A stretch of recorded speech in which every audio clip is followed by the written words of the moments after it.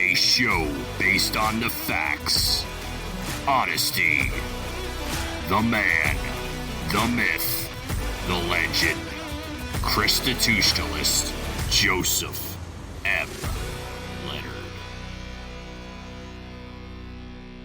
Welcome to Constitutionalist Politics Podcast, aka CTP. I am your host, Joseph M. Leonard, and that's Leonard.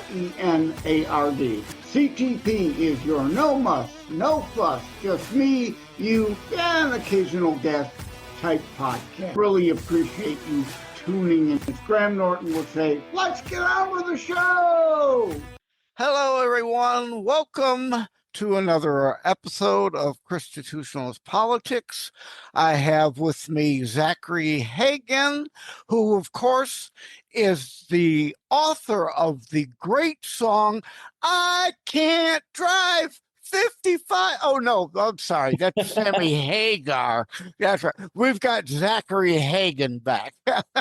How you doing, Zachary? I'm doing good. It's a new year. My wife and I are getting ready to welcome our first baby here this in a couple months, so we're excited about that.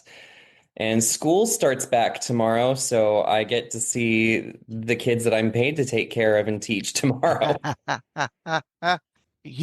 I said, you've been on before, so in the Buzzsprout site transcript, there will be the extended show notes, including episode-related links, one of that will be to the show before you. I don't remember when we recorded, but it aired in July of 2024, the third week of July on Wednesday. So that'll be in the related show notes. So we'll skip the preliminary, where were you born and all that stuff. They could go back and check that episode for that kind of stuff. But you were on for Eternity's Well. How well is it doing? You know, it's the first book in my series. It sells more than the other ones, but that's to be expected. And it was great getting to finish that series off this last year and now on to different projects. Well, that was a healthcare joke that fell really flat. Well, right? How well? and you're right. Well, I don't work in the healthcare industry, although my wife does. So maybe and so from one bad pun to another, I got to give you a hard time over the book title here. Eternal Chronicles, Book 5, Eternity's End. You've been lying to us this whole time. Eternity can't end. It goes forever, right? So what's up with this? You know, all of the books had an eternity's something, and what better word to describe the end of a series other than the word end? If I had, all of the titles were 2 words, but I guess if I could change the one thing, maybe I would have it be a little bit more wordy in some of the titles and call the last book Eternity's Final Battle, because that seems a bit more accurate. There you go. That makes more sense. And again, my lame puns and wordplay, that's like eternity can't end, or it's not eternity. Right. Well, maybe the end of one segment of eternity. Okay. I guess you recovered from my horrendous line of questioning. But I mean, it's a good question. And actually, I thought of that myself. You know, my title, it makes sense for the last book in a series, but it also can't actually be a thing since eternity doesn't end. Then I thought, there are like eras. And so it's like the end of an era, but you can't say the title, the end of the current segment of eternity in which the characters existed. Okay. That would be so. I mean, actually, it's kind of a cool title, but you have to kind of be writing in that sort of wordy, rambling kind of style, which works for some people. It didn't work for the gravity of that series. But Eternity's End, even though it is oxymoronic, does have a certain gravitas to it that, especially with the red cover and the dragon and the waves, I thought really Yeah, worked yeah. well. Hold it up to the camera there. People can see it on the behind the scenes video. But let's take a step back. What were the previous four that brings us to where we are now? Yes, so you mentioned the first book, Eternity's Well. After that was Eternity's Mirror, then Eternity's Refuge, and Eternity's End, leading directly into that final book, Eternity's End. And so you've got something else planned coming forward then there? I do. I'm currently working on an Aladdin retelling, actually, with Oh, a interesting. fun twist. Interesting. You're not going to get yourself in trouble with Disney, are you? Fortunately, Disney doesn't own the rights to the original 1001 Nights, and so the Aladdin story at its core is It's public free domain. game. Uh, Yeah. The thing that I can't do is call the princess Jasmine. So I don't do that. So the princess's name is not Jasmine, um, which works out well because I'm telling the story from the princess's perspective, and it's a little different than the Aladdin tale that most people remember and grew up with. But I think that it carries a certain weight to it, especially in a time when people are so surrounded by creating perfect lives for themselves and lying to people around them, and the necessity of honesty in order to have authentic relationships. Mm-hmm. Now, I know we touched on this last time, but I'm going to go ahead and read this from the note. Anyway, the influences for his first series, The Eternal Chronicles, include Christopher, how do you say that? Panoli? Alini. Paulini. Okay. I'm part Italian. What's the matter, you? And I still don't get it. Yeah. Tolkien, of course, C.S. Lewis, and others. Any more you want to add to that list? Or indeed, I think we discussed before that I thought I saw some Tolkien in there. Definitely C.S. Lewis. Kind of stepping back from it and looking at my series as a whole, I would actually wager to say that there might have been an influence even from Final Fantasy, the video game series in there, particularly particularly the ones set in a more modern um locale. Some of them are very medieval, but a couple of them are set in either modern or futuristic type places where the technology was influenced by magic. And that's sort of what I did. Actually, I think that I took the word Magitech directly. I spelled it differently, but I think I took it directly from Final Fantasy Well, we'll 13 cut or that admission out. 15. No. I spelled it differently, so it's okay. Right, you can, unless if you've trademarked the term, and even like you said, you spell it different, so they kind of get it, but it's not the same. And the concept is similar, but also completely different. Yeah, like in my How to Write a Book and Get It Published Hints, Tips, and Technique book, I talk about like Stargate, the Roland Emmerich film. Mhm. And I've read lately there may be a reboot. Finally, he's been trying for decades to reboot it, but MGM has been blocking him. So now he's just given up and said, "You do whatever you want. I'm out of here." But the concept of wormholes can't be copyrighted or trademarked. It's a scientific principle. So Right. yeah, and things regarding magic per se, unless if you are indeed in the term you invented, you could trademark it if you wanted, but actually to have someone else also use it can be good marketing and PR and flattering.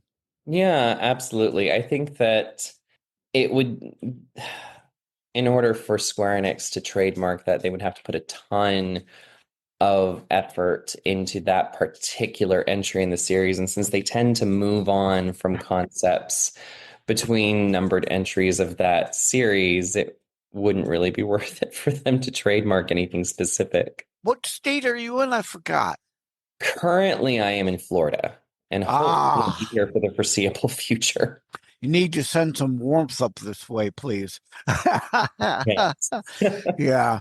Winter, somebody woke up Mother Nature and told her, hey, it's supposed to be winter, and now it is. Yeah. Because we've had really nice weather for a while. That was so nice. We got so spoiled, and now we're freezing our tuchus off. Yeah. Not a comparison, but we were in the 70s and 80s for the past couple of weeks, and now we're down into the 60s, but that's pretty typical for January in the area. Not complaining, it is a little chillier than we've been used to over the past few weeks, but it was a lot colder in the area of Mississippi that I lived in for the past couple years. And it was a lot colder than that in Colorado and Mississippi and most other places that I've lived. So, Yeah, and we climatize to a degree. mhm. It's like I talk about Vegas all the time. People, when they think Vegas, they think hot, hot, hot, 100 degrees all the time. And no, that's not the case. And indeed, it's a drier heat. I'd rather have the heat of Vegas than the heat of Miami, and the desert at night gets cold.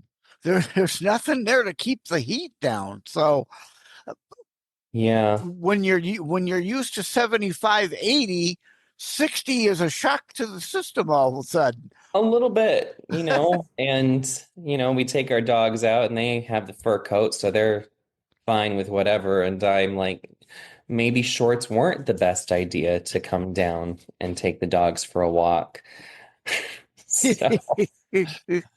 I mean, it's not anything that's horrible, but you're right. We climatize. There was a time where, I felt good wearing shorts in 40-degree weather because we'd had negative 40-degree weather in Minnesota all winter, and suddenly it was starting to warm up, and 40 felt so nice in comparison to the literal deadly temperatures that we had been experiencing previously.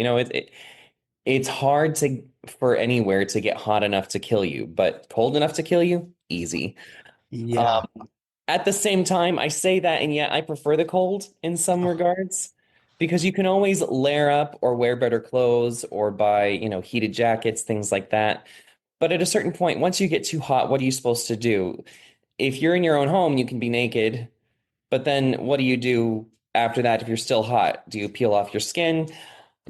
Like there's only And so in a much cold you can do to shower. cool off. Cold Yeah, shower. That's it. Yeah. cold shower. That's probably better than peeling off the skin. Yeah. Yeah, you kind of need that. So uh I apologize. I've got a bit of a brain fog today because I've got a cold, so I'm Oh, just no problem. I not have. entirely with it, but I didn't want to put off the discussion. So so without giving big spoiler, what does this give us, the latest book? And obviously they need to read the first four Mhm. before reading this one, yes? Absolutely. I think I had a review from someone who read Eternity's Edge without reading any of the previous three books, and it was a decent review, but she also complained about how there wasn't enough of an introduction to the characters. And I'm like, this is the fourth book in the series. At this point, that's kind of on you for not reading the previous three. So, yes, no one should march into Eternity's End without reading the previous four books, but especially not before reading Eternity's Edge, because um, and I think I said this in one other interview, but Eternity's Edge and Eternity's End were originally planned to be one book, but it was too long. It would have been something like 140,000 words, and it would have been double the size of the other books. And it just didn't make sense. So I split the story sort of at the halfway point. Well, hey, right? Harry Potter, the movies, them and some others had a part 1 and a part 2. Their movie got too big, right? So Yeah. could certainly do that with the book. And I find it funny you mentioned that review, because I got one similar saying they didn't like it because my Terror Strikes Coming Soon to City Near You book doesn't have a lot of dialogue. And I'm like, where anywhere in the write-up or interviews I've done have I said I'm a dialogue kind of writer? I'm more a narrator type writer. And in fact, another reviewer came in and critiqued their review as like, because is it The Great Gatsby that there's not one line of dialogue in it, or is it the opposite? It's all dialogue. I forget which, but she It mentioned might that be. in her rebuttal. Yeah. Yeah. It's like, I would rather actually, I don't know, it's hard to say because if it's all dialogue, that's basically a play, which is fine. But if there's no dialogue, I feel like that could work potentially better in a novel setting because as long as you're getting like inner glimpses into what the characters are thinking and you're seeing what's going on, like you're still experiencing a story. But if it's all dialogue, you have no exposition to make sense of anything. right. Or there's got to be a lot of strange dialogue of, here we sit at the cafe. Yeah. I don't know if it was Great Gatsby, although I will say I understand why it's a book that is taught in high school. If I had control over a curriculum for an 11th grade um, English class, would I personally choose to teach it? No. I think The Great Gatsby is a really stupid book. Oh, I've just I alienated a bunch of people, but I did not enjoy writing it. Maybe it's because like at the time like I had unrequited love and so I really hated it for that character, but yeah, I'm gonna upset people too. I never read it at all, so don't waste the time. yeah. Not unless you are a massive sucker for the 1920s excessive use of color symbolism and the musings of a depressed descendant of a poet on 1920s life. Stay with us. We'll be right back. It is a myth that terrorism stopped during COVID. Unfortunately, mainstream media opted to prioritize pandemic hysteria over promoting all news. Terrorism continues. Simply hoping that it doesn't affect you is not a strategy. The new book, Terror Strikes, coming soon to a city near you, featured on The Author Show, is now available in paperback from bookstores, online, or as an ebook exclusively through Amazon Kindle. Terror Strikes, coming soon to a city near you by Joseph M. Leonard. Order today.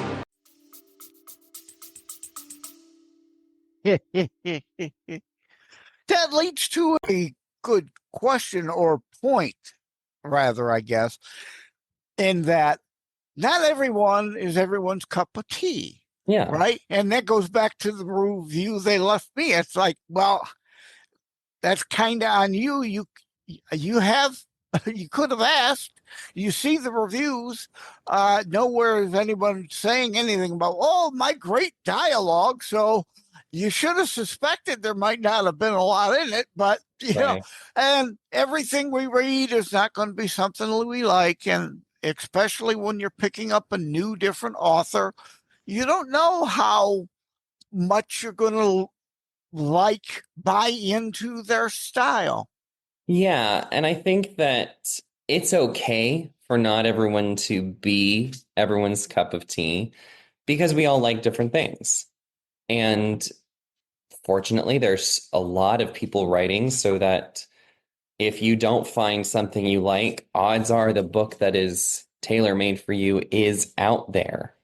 It's just a matter of finding it. Yeah. Oh, you aren't kidding. Like so many books drop on a almost daily basis, let alone weekly basis now with all the self-publishing options.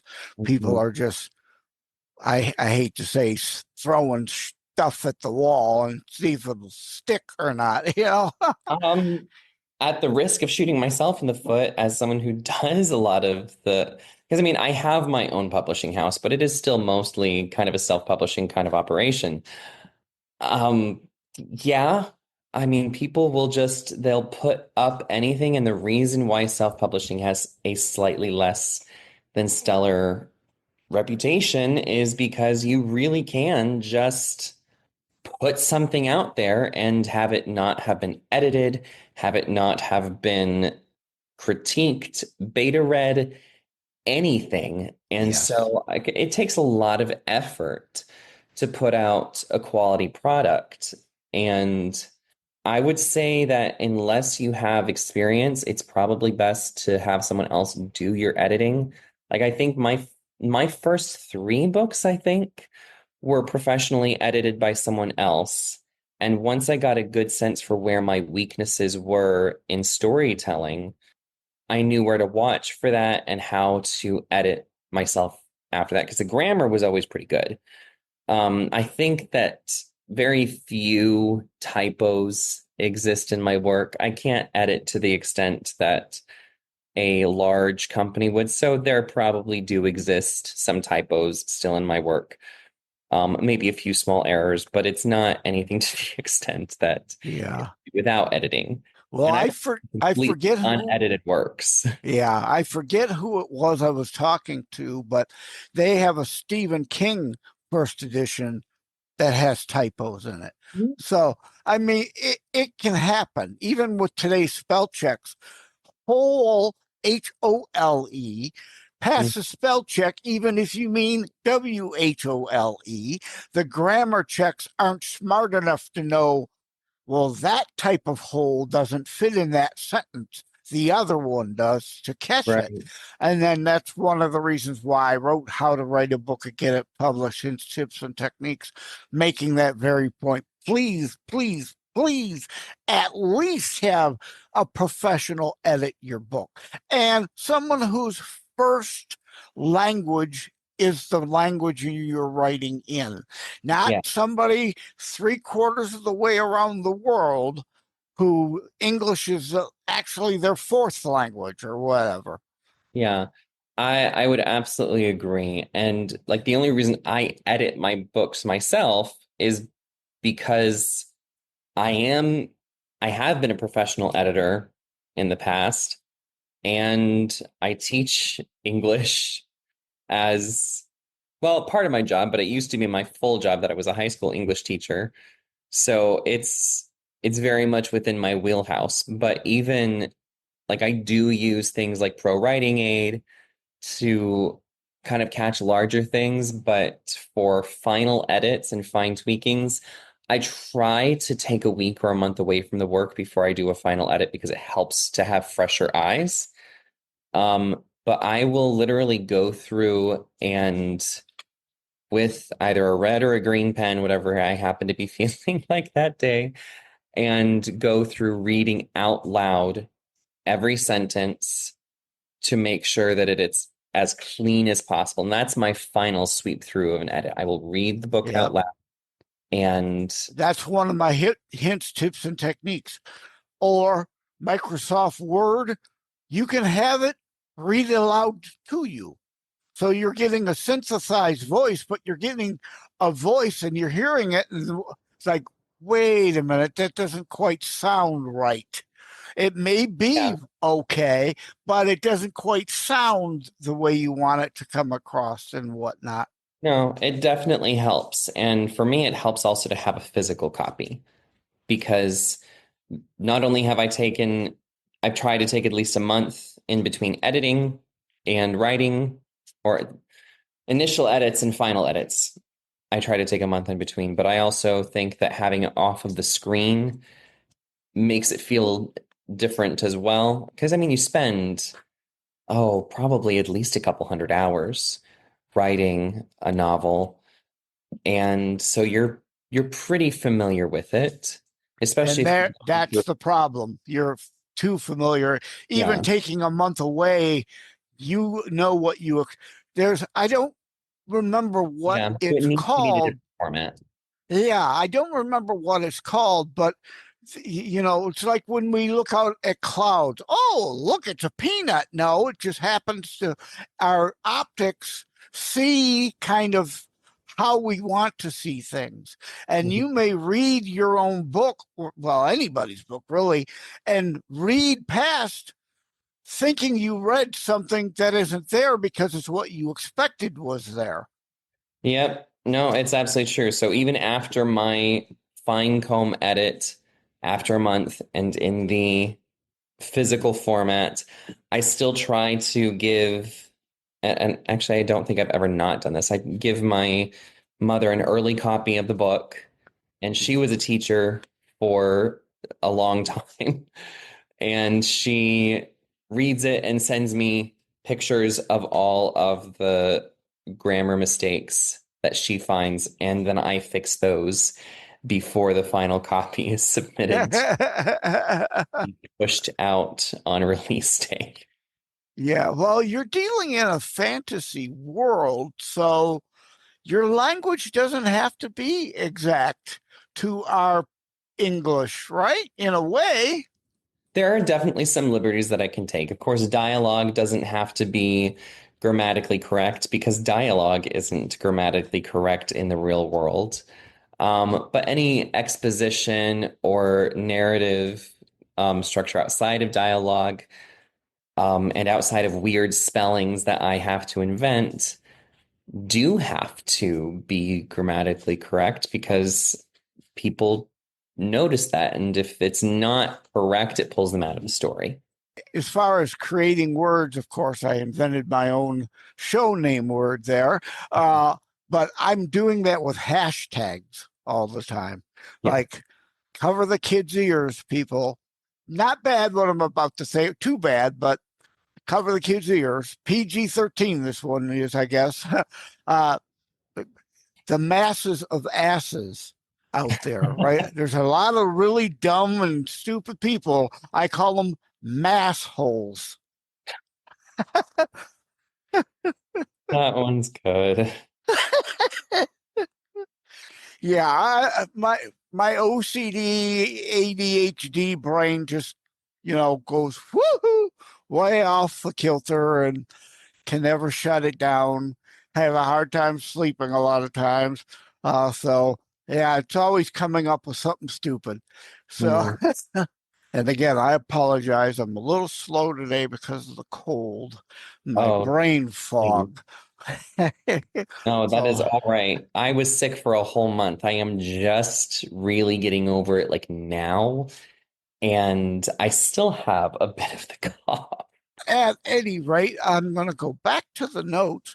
Someone wrote, in fact, Grady Harp, top 100 Amazon reviewer, says the apparent audience is the teen and young adult group, though the ideas supported by this novel should appeal to the wider group or a wider group. Zachary Hagan is establishing a solid seat in the fantasy genre.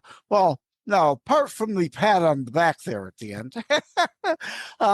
Indeed, these type of books usually are the teen, young adult kind of thing, but I'm sure there's enough, like animated movies at the theater.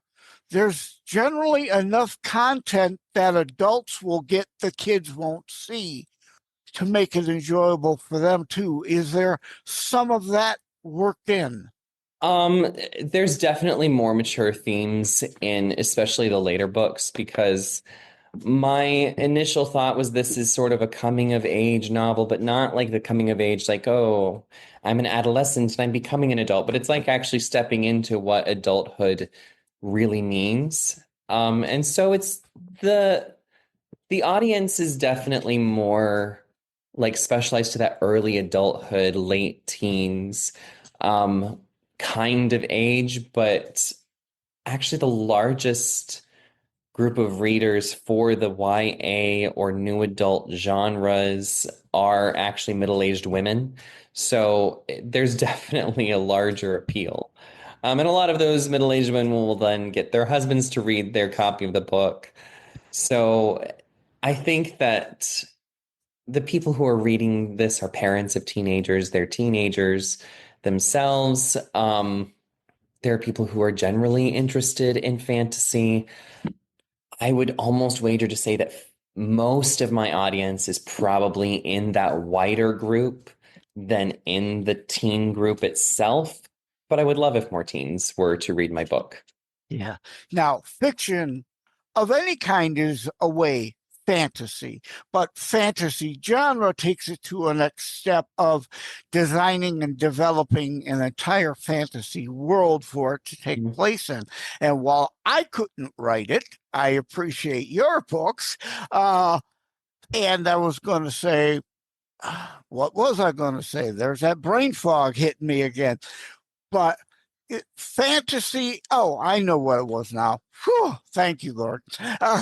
Fantasy books kind of give a way out or beyond dealing with the real world. You can put some great concepts. You could put real world moralities and whatnot in there, but it's not tied to, oh, well, I'm writing about 1930s Germany, or I'm writing about Stalin's Russia, or George Washington's time here in the U.S., right? Mm-hmm. So you could put all kinds of thoughts in, and it's potentially more retained because there's less distraction of other things that are real in it.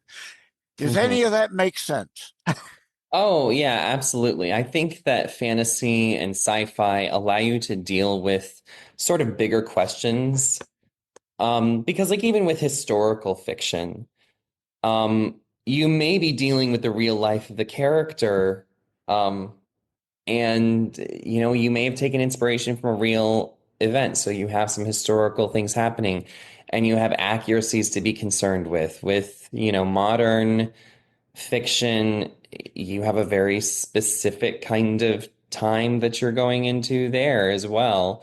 And so there are accuracies and cultural references that will be specific to the time that you're writing in. Whereas with fantasy and sci-fi, I think that it's a little bit more timeless, which allows you to get out of the moment more and into more of a, can I tack into this kind of big political question in a way that's disarming for people so that the conversation can be thought about without it having to directly reference what we deal with in our own political landscape? Can I talk about this religious idea without it being a hot button issue? And not every author sets out to do that. Some books are simply just for entertainment. But I think that I think if you're not really looking to just get paid, I'd say that the books that really don't deal with bigger issues tend to be more like in the romance genre. And, love is a big issue, but, they tend to be more for the entertainment and less for the metaphysical understanding of the world, which is fine. But I definitely explore, some metaphysical questions in my books, and the fantasy setting allows me to do that in a way that's disarming and allows people to really ponder those questions without it being, oh, you're preaching, you're sitting your own view down my throat. Well, no, I'm not. I'm asking questions and I'm posing ideas. But if you do that within the setting of a fantasy novel, particularly, I think it allows people's minds to open up to different possibilities a little bit more than if they were reading a modern fiction story set in their time. Those political or those religious questions would feel a lot more preachy in that context. Yep. And you reminded me of a joke I like to tell. I'm too clever for meta fours. I use meta sixes. Sneak in another one of my lame puns and wordplay. So indeed, at any rate, let's go ahead and start to wrap it up. You do have a website, right? I don't have it written down on this particular sheet of paper, so I better do that so I can put it in the show notes. It's ZacharyHaganWrites.com. It does need some updating. My web designer quit, so I have to Uh-oh. find someone else or do it myself. But no, and it's been on the back burner for a while, so it's definitely not current. But there are links to get in contact with me and my publicist on there, and those are still accurate. And there will be some updates in the near future that will bring it up to date and give some more information on upcoming projects. Okay, and it's Zachary Hagan Writes, all run together, one big word, right? .com. That's okay. correct. Well, thanks for coming on again. I wish I would have been a little more with it, but I'm sure the audience will get something out of this still. Yeah, always a pleasure. Focusing on you, not me and my bad cold. Well, I hope you get better. Thank you, my friend. Take care. God bless. Same to you. Thank you for having tuned in for Constitutionalist Politics Show. If you haven't already, please check out my primary internationally available book, Terror Strikes, coming soon to a city near you. Available anywhere books are sold. If you have locally run bookstores still near you, they can order it for you. And let me remind, over time, the fancy high production items will come. But for now, for starters, it's just you as a very appreciated listener by me. All substance, no fluff, just straight to key discussion points. A show that looks at a variety of topics, mostly politics, through a Christian U.S. constitutionalist lens. So again, thank you from the bottom of my heart. Take care. God bless. Like and subscribe to Constitutionalist Politics Podcast and share episodes. We need your help. Wham Radio, 1600 AM and 92.7 FM is your conservative flamethrower. Weekdays, Steve Gruber starts things off at 6 a.m. Gruber gives his perspective on the issues of the day. At 9 a.m., Glenn Beck blazes the airwaves with his nationally syndicated program. From noon to 3, it's Dennis Prager. At 3 o'clock, it's Wham's own Thayrone X. On the Edge, Thayrone tells it exactly as he sees it. At 6, it's The Dana Show, your conservative alternative. At 8, don't miss Joe Pags. Weekends are filled with conservative talk as well. Fingers Malloy, Thomas LeDuc, The Abolitionists Roundtable, A Moment of Clarity with Pastor Rick, Your American Heritage with Ed Bondarenka, Dave Janda's Operation Freedom, and Dick Kupke's Trigger Talk. You can even get links to Wham podcasts from Dave, Dick, and of course Thayrone, all from their pages on our website, whamradio.com. Keep it locked on Wham Radio, 1600 AM and 92.7 FM in southeastern Michigan, and whamradio.com anywhere in the world.